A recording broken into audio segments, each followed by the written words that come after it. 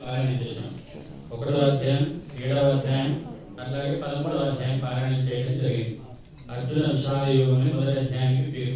భగవద్గీత ఎట్లాగ ప్రారంభమైందంటే విషాదం చేత, బాధ చేత, దుఃఖం చేత ఆరంభమైంది. మళ్ళా ఇది ఎట్లా ఉందంటే స్టార్ట్ స్టార్టింగ్ అంటే బాధాకరంగా ఆరంభమైంది. మళ్ళీ ముగింపు ఎలాగైందంటే ఆనందంగా సంతోషకరంగా ముగిలిపోయింది. అర్జునుడు విషాదం చేత ఆరంభించాడు.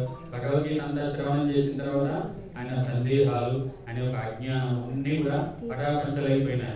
చివరి అధ్యాయంలో అర్జునులు వారు ఒక శ్లోకంలో చెప్తారు, నష్టో మోహ స్మృతిర్లబ్ధ తత్ప్రసాదాం మయాచ్యుత స్థితోస్మి గత సందేహ కరిష్యే వచనం తవ. ముందేలాగున్న పరిస్థితి అంటే ఇప్పుడు చివరిలోనూ గత సందేహ అని చెప్తున్నాడు. సందేహ అంటే సంశయాలు, అనుమానాలు, రకరకాల అనుమానాలు ఉన్నాయి. ఇప్పుడు నేను చంపితే వీళ్ళందరూ కూడా భర్తలు చచ్చిపోతారు, విధవ అయిపోతే మళ్ళీ వేరే వాళ్ళని వివాహం చేసుకుంటారు, వర్ణ సాంకర్యం, జాతి సాంకర్యం, వాళ్ళ యొక్క పిండ ప్రదానం చేస్తే ఆ పిండం బుద్ధలోకాల్లో ఉన్నటువంటి పితృదేవతలకు వాళ్ళకు అధమైనటువంటి గది